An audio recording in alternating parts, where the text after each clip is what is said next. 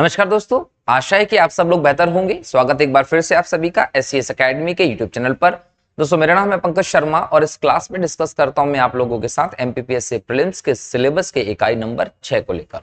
MPPSC prelims के syllabus में इकाई नंबर 6 में दोस्तों भारत और मध्य प्रदेश की इकोनॉमी के टॉपिक दिए गए हैं और हम लगातार हमारे इस यूट्यूब चैनल पर एक लेक्चर श्रृंखला के माध्यम से इस पूरी यूनिट को कवर कर रहे हैं। दोस्तों, हमने पूरी यूनिट को अलग अलग मॉड्यूल में डिवाइड किया है और अलग अलग मॉड्यूल के तहत लगातार लेक्चर्स के माध्यम से इसकी तरफ हम बढ़ रहे हैं ताकि एग्जाम में आपका ये जो यूनिट है इससे कोई क्वेश्चन आ जाए तो वो छूटे ना। लगभग 10 प्रश्न इस यूनिट से आएंगे, 20 नंबर आपको मिल सकते हैं। मेरा प्रयास है कि मैं इस यूनिट को इस प्रकार से डिस्कस करूं कि आप लोगों का ये पूरा के पूरा यूनिट अच्छे से कवर हो जाए और एग्जाम में आपका एक भी क्वेश्चन ना छूटे।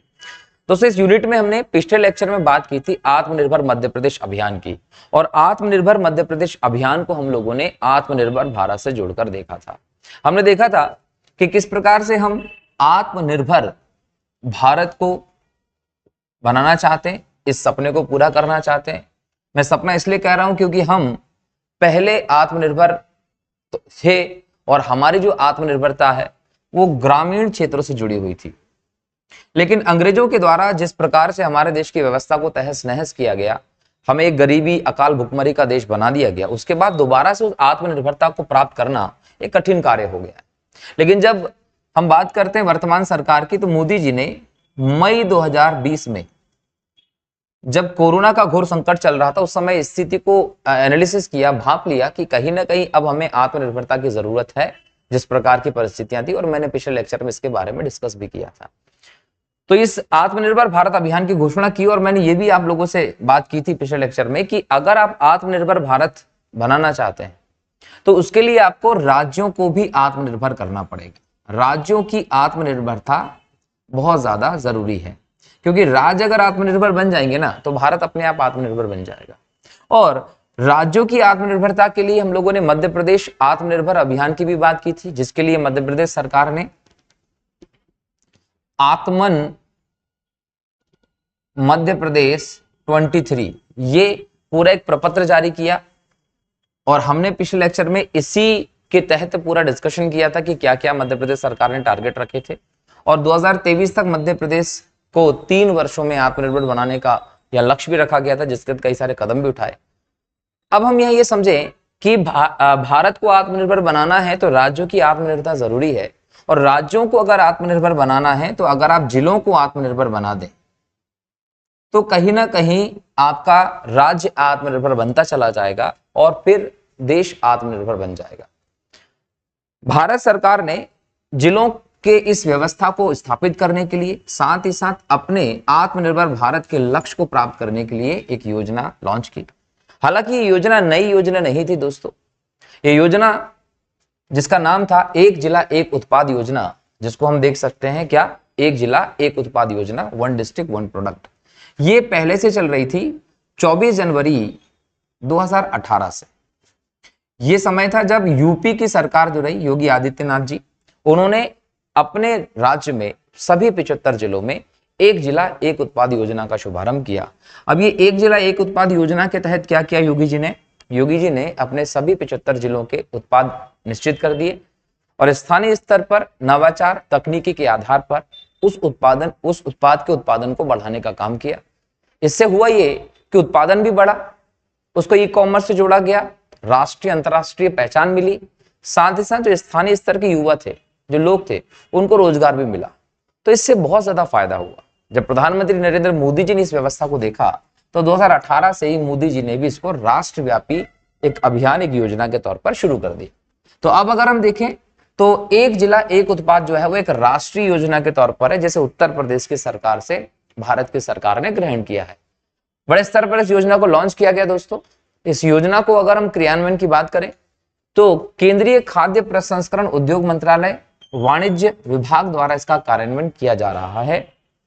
बहुत इंपॉर्टेंट योजना है, आत्मनिर्भर भारत के लक्ष्य को प्राप्त करने के लिए एक इंपॉर्टेंट योजना है।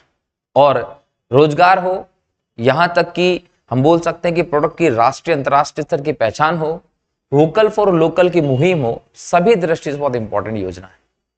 क्रियान्वयन कौन कर रहा है? वाणिज्य विभाग। कौन से मंत्रालय का? केंद्रीय खाद्य प्रसंस्करण उद्योग मंत्रालय का। लेकिन ये याद रखिएगा कि इस योजना के पहले एक योजना होती थी, एक पहल थी जिसको बोलते थे निर्यात हब के रूप में जिले, district as export hub, DEH। ये पहल पहले से चलती थी। जब वन डिस्ट्रिक्ट वन प्रोडक्ट इस योजना को लॉन्च किया गया, इस पहल को शुरू किया गया, तो उसको इस DEH पहल के साथ विलय करके किया गया। पहले क्या होता था, जिलों को निर्यात के हब के तौर पर डेवलप करने के लिए सरकार काम करती थी। यहां वित्त की व्यवस्था करना हो या आधुनिक ढांचे को बनाना हो, ये सारे के सारे काम इस उद्देश्य से किए जाते थे कि पर्याप्त जो डिस्ट्रिक्ट है उस डिस्ट्रिक्ट को एक निर्यात हब के तौर पर स्थापित किया जाए। लेकिन जब वन डिस्ट्रिक्ट वन प्रोडक्ट को लॉन्च किया तो उसको इसके साथ विलय करके किया। मतलब अब आपको DEH नहीं मिलेगा, अब आपको सिर्फ वन डिस्ट्रिक्ट वन प्रोडक्ट मिलेगा, और वन डिस्ट्रिक्ट वन प्रोडक्ट के साथ जिलों के सर्वांगीण विकास पर ध्यान दिया जा रहा है, ताकि जो भी प्रोडक्ट उस जिले का है, जिसको उसके लिए निश्चित किया गया है, उसके उत्पादन से लेकर उसके निर्यात तक की समस्त व्यवस्था सरकार इसके अंतर्गत करने वाली है। जब हम इसके उद्देश्य की बात करते हैं तो इसका जो सबसे बड़ा उद्देश्य दोस्तों है सभी जिलों में संतुलित क्षेत्रीय विकास करना। सभी जिलों में संतुलित क्षेत्रीय विकास का उद्देश्य रहा। प्रत्येक जिले के लिए एक उत्पाद का चयन किया जाता है, ब्रांड का चयन किया जाता है और उसका प्रचार किया जाता है। देखिए, एक उत्पाद का चयन कर रहे हैं एक जिले के लिए, उसको ब्रांड और उसके प्रचार का काम किया जाता है। इससे क्या होता है, राष्ट्रीय स्तर पर, अंतरराष्ट्रीय स्तर पर उस प्रोडक्ट को पहचान मिलती है, और राष्ट्रीय अंतरराष्ट्रीय स्तर पर जब उस प्रोडक्ट को पहचान मिलती है तो सीधी सी बात है कि उसकी बिक्री जो होगी वो बढ़ती है। उसकी बिक्री बढ़ेगी, जो लोग होंगे उनकी आय बढ़ेगी। आय बढ़ने के साथ साथ हम बोल सकते हैं कि भारत का जो आर्थिक विकास है, ये जो आर्थिक विकास की स्थिति है, इस आर्थिक विकास को भी इससे गति मिलेगी।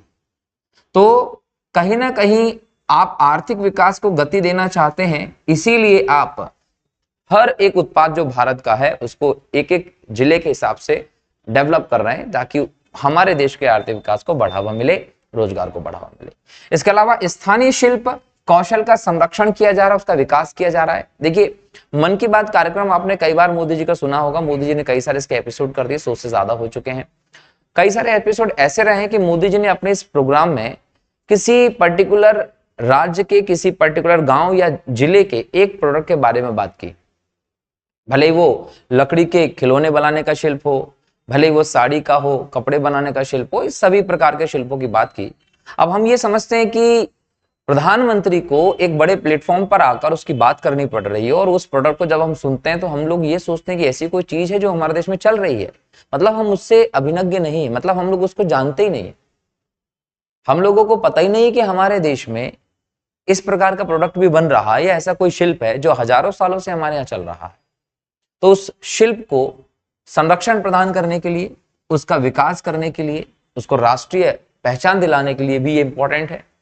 स्वदेशी ज्ञान को बढ़ावा देना भी इस पहल का इंपॉर्टेंट उद्देश्य है दोस्तों। इसके अलावा कृषि बागवानी की जो वस्तु है उनको स्थानीय प्रसंस्करण को बढ़ावा देना इसका उद्देश्य है। जिलों को निर्यात का हब बनाना। देखिए, जिलों को निर्यात का हब बनाने का पहले से एक पहल चल रहा था, लेकिन उसको वन डिस्ट्रिक्ट वन प्रोडक्ट के साथ विलय कर दिया गया, और इसके माध्यम से अब जिलों को उस पर्टिकुलर प्रोडक्ट के निर्यात को लेकर हब बनाने की व्यवस्था चल रही है कि अगर एक जिले से एक उत्पाद आता है, आपके मध्य प्रदेश में 52 जिले हैं, 52 जिलों से अलग अलग 52 से ज्यादा उत्पाद आ जाएंगे। जब 52 से ज्यादा उत्पाद होंगे तो पूरा का पूरा राज्य जो है वो एक प्रकार से चीजों का एक्सपोर्ट करने का एक केंद्र बन जाएगा। इस प्रकार से इसको डेवलप किया जा रहा है। इसमें नवाचार, इनोवेशंस और टेक्नोलॉजी जो है उसको प्रदान करने का एक तंत्र स्थापित किया जा रहा है, ताकि नई नई सोच के आधार पर, नई नई तकनीक के साथ चीजों को उत्पादन किया जाए। इसके अलावा जो भी प्रोडक्ट जिनको बढ़ावा दिया जाएगा उनमें इन तकनीकी नवाचार के माध्यम से इस प्रकार विकास को बढ़ावा दिया जाने का पहल होगी दोस्तों कि वो अंतरराष्ट्रीय और घरेलू मार्केट में दूसरे प्रोडक्ट के साथ प्रतिस्पर्धा कर सके। तो एक प्रतिस्पर्धा लेवल तक ले जाने के लिए प्रोडक्ट को तैयार करना भी इस योजना का मुख्य उद्देश्य है। जब हम इस योजना के घटक की बात करते हैं दोस्तों, तो इस योजना के हमको 4 इंपॉर्टेंट घटक देखने को मिलते हैं। सामुदायिक सुविधा योजना ग्रामीण क्षेत्रों में सर्वांगीण विकास के लिए पहले से चल रही है, इस योजना के तहत इसको बढ़ावा मिलेगा। विपणन विकास सहायता के लिए योजना। देखिए, विपणन में आप 3 चीजों को शामिल करते हैं। एक तो चीजों का एकत्रीकरण, एक चीजों का खरीदना और एक चीजों की बिक्री। तो चीजों की खरीदी, एकत्रीकरण और बिक्री, इन तीनों चीजों को आप विपणन के अंतर्गत लेते हैं। और विपणन विकास सहायता योजना के माध्यम से इस प्रकार की व्यवस्था ढांचा स्थापित किया जाएगा जिससे कि जिले के उत्पाद को बेचने में, उसकी खरीदी में, उसके एकत्रीकरण की समस्याएं खत्म होंगी। तो ये एक इंपॉर्टेंट घटक है इसके लिए। वित्तीय सहायता कार्यक्रम, जब हम वन डिस्ट्रिक्ट वन प्रोडक्ट योजना को देखते हैं दोस्तों, तो इसमें एक कमी हम लोगों को बहुत बड़ी देखने को मिलती है कि क्षेत्रीय स्तर पर लोगों के पास पूंजी का अभाव है। अब पूंजी का अगर अभाव होगा तो वो बड़े स्तर पर बढ़ चढ़कर किसी प्रोडक्ट का उत्पादन कैसे कर पाएंगे। तो ऐसे में सरकार ने वित्तीय सहायता कार्यक्रम को इसके इंपॉर्टेंट घटक के तौर पर स्थापित किया ताकि संबंधित क्षेत्र के लोगों को वित्तीय सहायता उपलब्ध कराई जा सके और वो इस उत्पादन को बढ़ावा दे सके। कौशल विकास, देखिए क्या होता है कि कई बार ऐसा होता है कि स्थानीय स्तर पर शिल्प या किसी वस्तु को बनाने में तो आप पारंगत हैं, लेकिन उसको टेक्नोलॉजी का प्रयोग करके या अलग अलग प्रकार के आधुनिक तरीकों से कैसे उस उत्पाद को कम समय में या कैसे उस उत्पाद को ज्यादा से ज्यादा लोगों तक पहुंचाया जाए, इसका ज्ञान लोगों में नहीं है या स्किल की कई सारी जगह पर कमी है। तो कौशल विकास के माध्यम से इस चीज को भी स्थापित करने का प्रयास किया जा रहा है। दूसरे लोग जो कि इस पर्टिकुलर किसी जिले के किसी प्रोडक्ट को बनाना नहीं जानते, उसकी संरचना से वो संबंधित नहीं है, तो इस कौशल विकास के तहत ही दूसरे लोगों तक उस कला को सिखाने का प्रयास किया जाएगा उसी राज्य के, ताकि ज्यादा से ज्यादा लेवल उसका प्रचार हो सके। तो 4 इंपॉर्टेंट घटक हम लोगों को इसके देखने को मिलते हैं। अब हम जब बात करते हैं इसकी, तो यहाँ याद रखिएगा कि मध्य प्रदेश सरकार ने भी एक जिला एक उत्पाद योजना को चालू किया है और मध्य प्रदेश ने मध्य प्रदेश के सभी 52 जिलों के अलग अलग उत्पाद भी सेट किए हैं। एग्जाम में आपको यहाँ से क्वेश्चन देखने को मिल सकता है, ठीक है। जब हम एग्जाम में यहाँ से क्वेश्चन की बात करेंगे तो मध्य प्रदेश के सभी 52 जिलों में से किसी भी उत्पाद को पूछा जा सकता है। तो ये पूरी की पूरी सूची आपको याद करनी पड़ेगी। जैसे भिंड के जो बाजरे व सरसों के उत्पाद होते हैं उसको घोषित किया गया। मुरैना में सरसों का तेल, गजक मुरैना की बहुत प्रसिद्ध है, शहद वहां का, और बलुआ पत्थर को मुरैना के लिए किया गया है। ग्वालियर का जो उत्पाद है उसमें पत्थर की टाइल्स, आलू और आलू से बनी वस्तुएं, इसको ग्वालियर के लिए पहचान दी गई है। श्योपुर का अमरूद, दतिया के गुड़ और पुदीना को, शिवपुरी में कपड़ा की जैकेट, मूंगफली और टमाटर के उत्पाद को, गुना का धनिया, अशोकनगर में चंदेरी है, चंदेरी का जो हैंडलूम है साड़ी उसको, साथ ही साथ गेहूं और गेहूं के उत्पाद जो है उनको। अगर हम निवाड़ी की बात करें दोस्तों, मूंगफली और मूंगफली के उत्पाद, अदरक और अदरक के उत्पाद जो हैं उनको निवाड़ी के लिए चुना गया है। टीकमगढ़ की बात करें तो पीतल की मूर्ति और अदरक को टीकमगढ़ के लिए चुना गया। अब देखिए ये जो उत्पाद हैं या जो प्रोडक्ट हैं ये पर्टिकुलर इन जिलों के बेहतर हैं, इन जिलों को इन प्रोडक्ट में कहीं ना कहीं बोल सकते हैं महारत हासिल है, इसलिए उस जिले के लिए उस उत्पाद को चुना गया है ना। तो यहां पर आपसे ये क्वेश्चन पूछा जा सकता है कि धनिया किस जिले के लिए चुना गया है या निश्चित किया गया है, तो गुना के लिए। वैसे टीकमगढ़ के लिए क्या है, पीतल की मूर्ति। अब एक क्वेश्चन ये भी पूछ सकता है कि पीतल की मूर्ति के लिए कौन प्रसिद्ध है, तो टीकमगढ़ आपको याद होना चाहिए। इसके अलावा फिर आप लोगों को ध्यान रखना है कि छतरपुर से लकड़ी का फर्नीचर, ग्रेनाइट।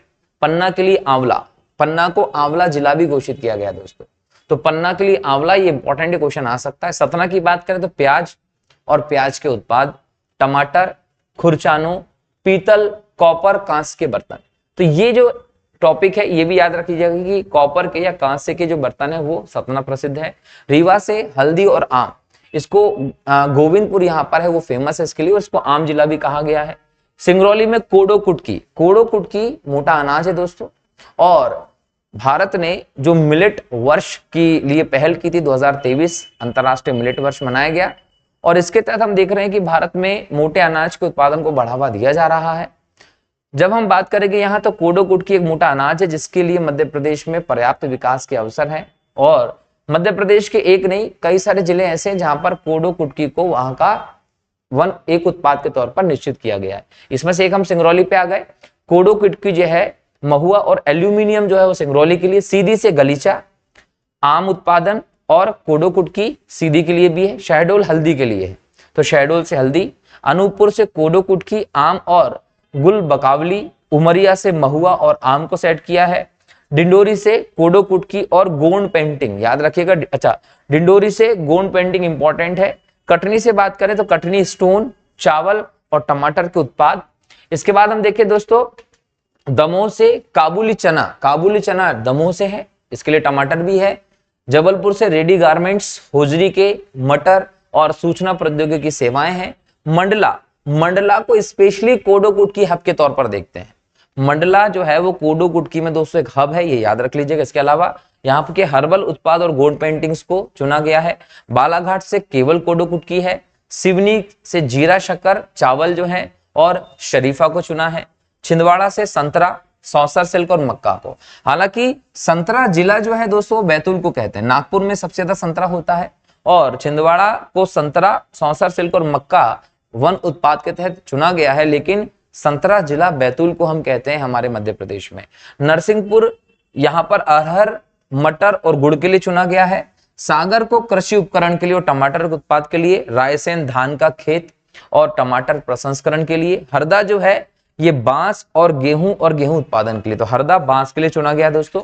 इसके अलावा हम बात करें तो होशंगाबाद पर्यटन के लिए चुना गया है, सतपुड़ा राष्ट्रीय उद्यान और बाकी सब चीजें यहाँ है। कपास उत्पाद है, रेशम के कीड़ों का पालन होशंगाबाद से है। बैतूल सागौन जिले के तौर पर देखा जाता है, याद रखिएगा बैतूल को सागौन जिले के तौर पर है और संतरा यहाँ पर होता है, संतरा जिला भी इसको कहते हैं, लेकिन सागौन जो है वो बैतूल के लिए सेट किया है। तो सागौन लकड़ी के उत्पाद बैतूल में होते हैं। गुड़, हर्बल और जैविक उत्पाद के लिए चुना है। राजगढ़ को नारंगी और नारंगी उत्पाद के लिए, संतरे के लिए राजगढ़ को चुना है। भोपाल जरी के पर्स होते हैं, जूट उत्पादन के लिए है, ठीक है। सीहोर लकड़ी के खिलौने, हस्तशिल्प, दूध के उत्पाद के लिए चुना है। देवास को आलू उत्पादन के लिए और देवास स्पेशली बांस के लिए दोस्तों, है ना, एग्जाम में क्वेश्चन पूछेगा तो बांस के लिए देवास पूछा जा सकता है। खंडवा प्याज और प्याज उत्पादन के लिए, साथ साथ सोयाबीन। खरगोन जो है वो मिर्च और मिर्च के उत्पादन के लिए। कपास यहाँ के लिए चुना गया है। अच्छा, मिर्च की सबसे बड़ी मंडी भी हम लोगों को एशिया की खरगोन में देखने को मिलती है, याद रखिएगा। बड़वानी अदरक और अदरक उत्पादन के लिए चुना गया है। धार बाग के प्रिंट के लिए, कपड़े पर प्रिंट होती है, बाग की प्रिंट धार में होती है दोस्तों, याद रखिएगा। अलीराजपुर में महुआ, सफेद मुसली, शरीफा और मधु के लिए। झाबुआ जो है उसमें कड़कनाथ चिकन, कड़कनाथ मुर्गा बहुत ज्यादा फेमस है झाबुआ का। इसके अलावा टमाटर और टमाटर उत्पाद के लिए। नीमच औषधि पौधे और धनिया के लिए। मंदसौर लहसुन के उत्पादन के लिए। राजगढ़ संतरे के लिए। शाजापुर संतरे, प्याज और काले गेहूं के लिए, काला गेहूं याद रखिएगा शाजापुर का बहुत फेमस है। इंदौर जो है दोस्तों आलू उत्पाद के लिए। ड्यूरम गेहूं उत्पादन के लिए। उज्जैन जो है दोस्तों पोहा के लिए और प्याज के लिए है। आगर मालवा को संतरे के लिए। विदिशा जो है कृषि उपकरण और फ्लेगस्टेन टाइल्स के लिए। बुरहानपुर को विद्युत से चलने वाले करघा केले उत्पादन के लिए है, ये ध्यान रखिएगा। तो ये सभी के सभी मध्य प्रदेश के जिले और उनसे संबंधित निश्चित किए गए उत्पाद हैं। ये पूरी लिस्ट आपको ध्यान होना चाहिए, एग्जाम में पूछा जा सकता है और एक क्वेश्चन यहां से जरूर आएगा दोस्तों। अब हम विशेष बिंदु देखें दोस्तों, तो एक जिला एक उत्पाद योजना तो हम जान रहे हैं, लेकिन एक जिला दो उत्पाद योजना उत्तराखंड में है। और यूपी सरकार जिसने सबसे पहले एक जिला एक उत्पाद योजना को लॉन्च किया था, इसने इसकी सफलता को देखते हुए एक तहसील एक उत्पाद योजना को भी लॉन्च करने का प्लान बना रहा है, ताकि तहसील स्तर पर युवाओं को रोजगार दिया जा सके, उत्पादन को कहीं ना कहीं बढ़ावा दिया जा सके। इसके अलावा दोस्तों ये एक जिला एक उत्पाद योजना है, ये केंद्र और राज्यों की एक सह योजना है, जिसमें हम लोग 60-40 का रेशो देखते हैं। केंद्र सरकार इसमें 60% वित्त पोषण करती है और राज्य सरकार 40% वित्त पोषण करती है। तो ये भारत को आत्मनिर्भर बनाने के मार्ग में, उस लक्ष्य को प्राप्त करने के लिए, राज्य को आत्मनिर्भरता प्रदान करने के लिए स्थानीय स्तर की एक योजना है दोस्तों, जिसको हम लोगों ने देखा। बहुत ही महत्वाकांक्षी योजना है और आपके लिए तो होगी, क्योंकि आपकी एग्जाम में यहाँ से प्रश्न देखने को मिल सकता है। तो ये एक जिला एक उत्पाद योजना हुआ दोस्तों। इसके बाद अगले लेक्चर में नए टॉपिक के साथ आप लोगों के सामने रहूंगा। तब तक के लिए बहुत बहुत शुक्रिया दोस्तों। जय हिंद, जय भारत, वंदे मातरम दोस्तों, जय श्री राम।